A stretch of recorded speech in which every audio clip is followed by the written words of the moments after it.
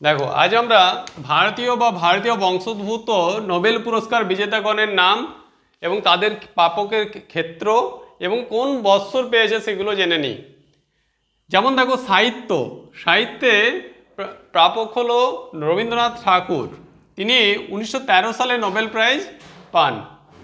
এরপর দেখো পদার্থবিদ্যায় Nobel prize পান চন্দ্রশেখর ভেঙ্কটরমন, তিনি 1930 সালে নোবেল প্রাইজ পান। চিকিৎসাবিদ্যায় পান হরগোবিন্দ খরানা, তিনি 1968 সালে নোবেল প্রাইজ পান।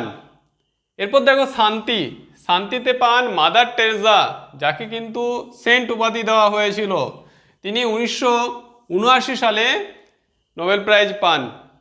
তারপর দেখো পদার্থবিদ্যায় নোবেল প্রাইজ পান ডক্টর সুব্রমণিয়াম চন্দ্রশেখর, তিনি 1983 সালে পান। অর্থনীতিতে আমাদের ভারতীয় বংশোদ্ভূত দুজন পেয়েছিলেন। প্রথম যিনি পেয়েছিলেন তিনি হলেন অমর্ত্য সেন, তিনি 1998 সালে নোবেল প্রাইজ পান। রসায়নে পান ডক্টর ভেঙ্কটরামন রামকৃষ্ণন, তিনি 2009 সালে পান। তারপর দেখো শান্তিতে পেয়েছিল কৈলাস সত্যার্থী এবং পাকিস্তানের মালালা ইউসুফজাই একসাথে, যেটা 2014 সালে পেয়েছিলেন। এবার দেখো অর্থনীতি, আমি বললাম না অর্থনীতিতে দুজন পেয়েছে ভারতীয় বংশোদ্ভূত বা ভারতীয়, আরেকজন হলো অভিজিৎ বিনায়ক ব্যানার্জি, তিনি 2019 সালে পান।